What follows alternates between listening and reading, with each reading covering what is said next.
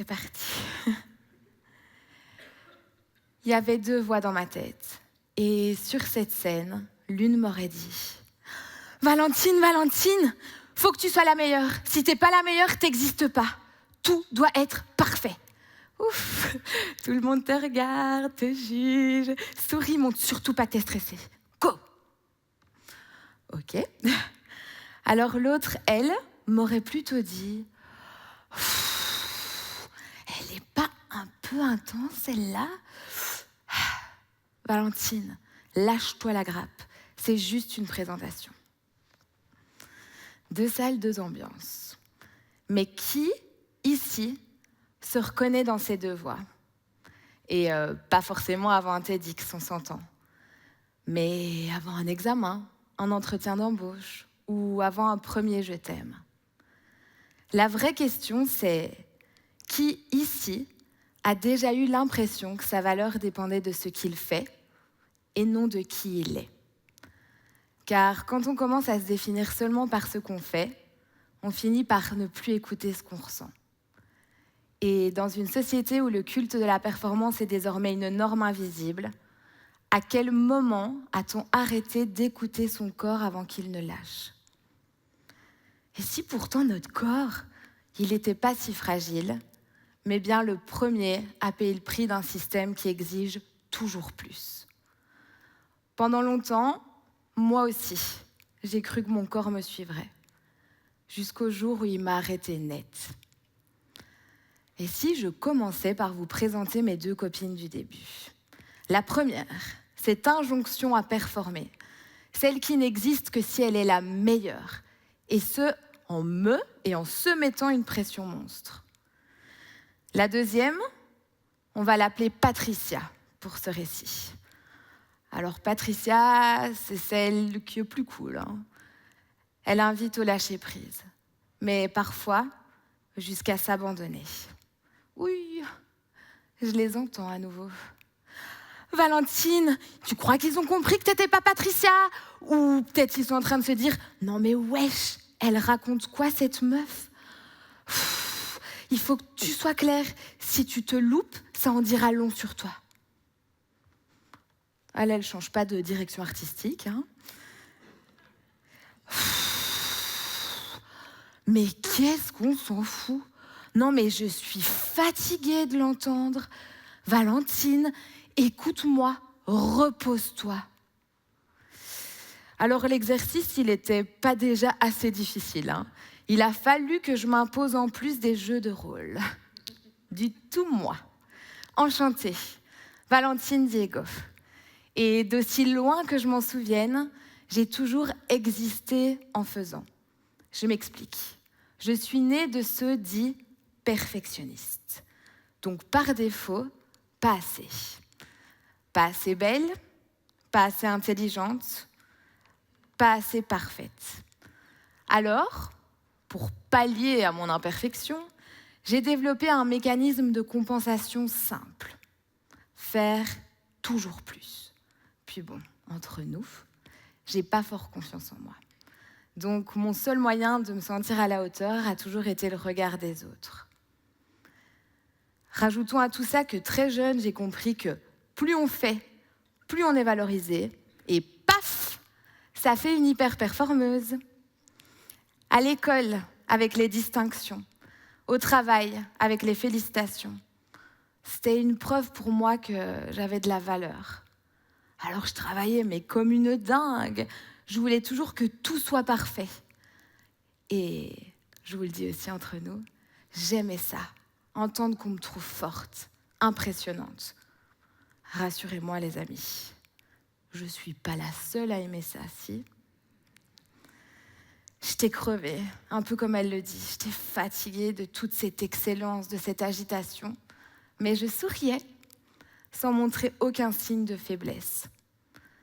Parce que dans notre société, la fatigue, elle est admirable. Dire « je suis débordée » sonne comme une preuve d'importance. Je parie d'ailleurs que dans cette salle, on a déjà tous admiré et ou félicité quelqu'un à l'agenda overbooké. On nous apprend tellement à optimiser nos journées. À l'heure actuelle, même le repos doit être utile. Alors moi, j'étais sur tous les fronts. J'étais partout et en même temps nulle part. Et sans que je m'en rende compte, une équation s'est installée en moi. Performance égale existence. Et le plus troublant là-dedans, c'est que je suis en aucun cas une exception. Moi qui aime tant être unique. J'étais parfaitement adaptée et comme beaucoup d'entre nous, conditionnée à notre système. Un système qui confond être quelqu'un et faire quelque chose. Moi, je pensais que j'étais juste ambitieuse. Mais en réalité, je me nuisais à moi-même. Ça va, t'es juste fatiguée. Tout le monde est fatigué. Tu dois, rester forte. Fais pas ta drama. Ok, ma belle. Valentine, je peux plus l'entendre. J'ai mal à la tête. Si tu la fais pas taire elle, je vais te faire taire toi. Maintenant, tu vas dans le canapé et tu dors. Ouais, ok. Parce que au début, c'était subtil. Moins d'énergie, moins d'envie. J'arrivais encore à fonctionner, mais bizarrement, je ressentais plus rien. Alors, le corps médical a mis le mot. Vous êtes prêts ? Dépression sévère. Ah ouais, moi, je fais pas les choses à moitié. Puis, comme c'est la maladie à la mode que tout le monde a, ça va. Puis ça collait. Alors j'ai suivi. Thérapie, arrêt de travail. Puis sont venus les médicaments. Et l'internement. Je vous le jure ici, j'ai vraiment essayé de ralentir. Mais même là, je performais ma guérison. Et je continuais de dépasser mes limites. Jusqu'au jour où c'est aux symptômes physiques d'apparaître. Des migraines, mais d'une violence régulière. La perte de l'odorat. Des troubles de la vue. Mais les médecins me disaient « Valentine, le corps somatise. » Puis, c'est pas des petits mots comme ça qui nous arrêtent, n'est-ce pas ? N'est-ce pas ? Personne ne voulait voir que je m'effondrais. Et moi, fidèle à moi-même, je voulais continuer. Mais plus je luttais, plus la vieille patoche, là, elle prenait de la place. Elle me vidait de tout. De ma joie, de ma lumière, de mon identité. J'étais méconnaissable, tant physiquement que mentalement. Et puis, je n'étais plus. Moi, la fille des to-do list infinies, je ne faisais plus. Donc, je ne savais plus qui j'étais. Ici, parfois, c'était pas un manque de volonté, mais quelque chose qui ne se voit pas. Un jour, ma vue s'est nettement dégradée et pour la première fois, quelqu'un a décidé d'aller voir plus loin. Je sais pas vous, mais moi, je l'entends plus. Je l'entends plus. C'est normal. Maintenant, c'est moi qui commande. Je t'avais dit de ça va aller. Je t'avais dit de la faire taire, tu l'as pas fait. Maintenant, tu n'existes plus. Après les examens pour ma vue, le neuro-ophtalmologue m'appelle et me dit « Valentine, il faut aller voir un neurochirurgien. On a trouvé quelque chose dans votre cerveau. » Là, tout s'arrête. Et on réalise que pendant 3 ans d'errance médicale, on me disait que tout était dans ma tête. Et ça l'était. Littéralement. C'est avec le chirurgien que je vois l'IRM pour la première fois. Valentine, si vous ne faites rien très vite, vous mourrez. Voilà ce que personne ne voulait voir. Une tumeur, plus de 7 cm. Plus de 7 ans qu'elle s'installait en moi. Située pile sur mon lobe frontal. Oh là là, c'est un moment intense pour moi. Mais je vous jure, on va remonter en ambiance.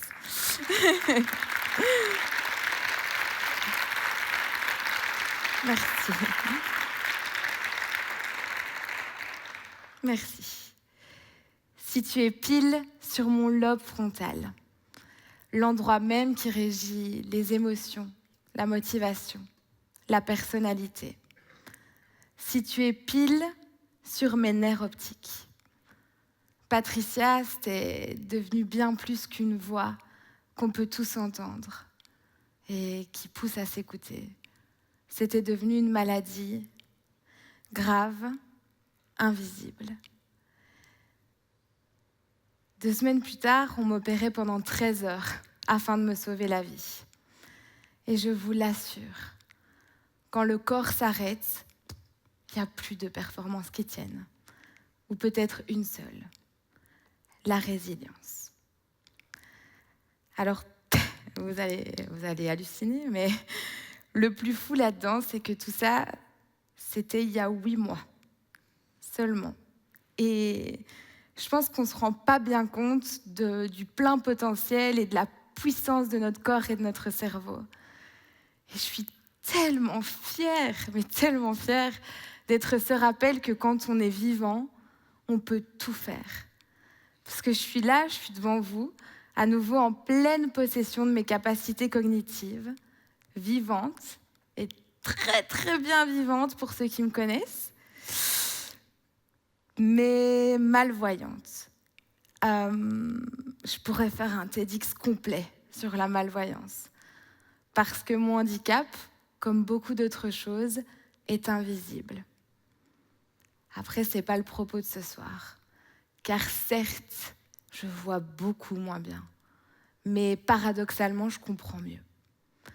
Je comprends que pendant des années, je me suis bâtie sur un pilier qui ne se voit pas non plus. La pression constante. Celle qui nous hurle dans les oreilles qu'être fort, c'est ne jamais s'arrêter. Et ça mène à la première chose que cette épreuve m'a apprise. C'est que collectivement, on a déformé cette notion de force. On confond être fort avec être capable de se dépasser sans répit, même si cela nous coûte. Après les copains, ne serait-ce pas un peu logique ? La performance à tout prix, elle est tellement valorisée de nos jours qu'elle en est devenue omniprésente. Elle est constamment étalée sur les réseaux sociaux, par exemple, mais aussi dans toutes les autres sphères de nos vies. Maintenant, nous, on a décidé de performer la parentalité, la vie sociale et intime. Même le développement personnel est une prouesse en soi. Non mais, allô ? À quel moment être la meilleure version de soi est-il devenu une performance ? Parce qu'en plus, comme on la voit partout, y a une nouvelle tendance. On banalise l'exceptionnel. On scrolle et on scrolle et on se compare à des incomparables. Puis, pompon sur la Garonne, on finit par se blâmer si on n'atteint pas ces standards démesurés. Moi, je vous le dis, être constamment en course effrénée contre soi-même, ça fatigue. Et les chiffres le disent, les cas de dépression et de burn-out en Belgique, ils ont augmenté de 44% sur les 5 dernières années. Ouais, of course. La pression du culte de la performance à laquelle on est conditionné finit par nous accabler. Ça alimente stress, épuisement, perte de sens. Et ça ouvre la voie de souffrances tant physiques que psychologiques. Regardez autour de vous. On connaît tous quelqu'un dans le cas. Ça résonne différemment, vous ne trouvez pas ? Alors, je me demande, et je vous demande, malheureusement vous ne pouvez pas répondre, pourquoi est-ce qu'on continue d'alimenter un système qui nous abîme ? Parce que nous, on cherche à appartenir. Alors quand l'hyperperformance devient la norme, nous, on l'adopte pour en être. Et sans s'en rendre compte, on se rend collectivement malade en soutenant un système qui nous façonne dans l'idée que plus on fait, plus on vaut. Après, je vous jure, je ne suis pas là pour diaboliser les choses. Parce qu'au fond, je me dis, et si la performance n'était pas le problème, et si le problème, c'était la place qu'on lui donne? La performance, dans le fond, si on y pense, elle peut être belle, hein, elle peut être canon, et amener à des hauteurs qu'on ne pensait jamais atteindre, à condition qu'elle soit utilisée à bon escient.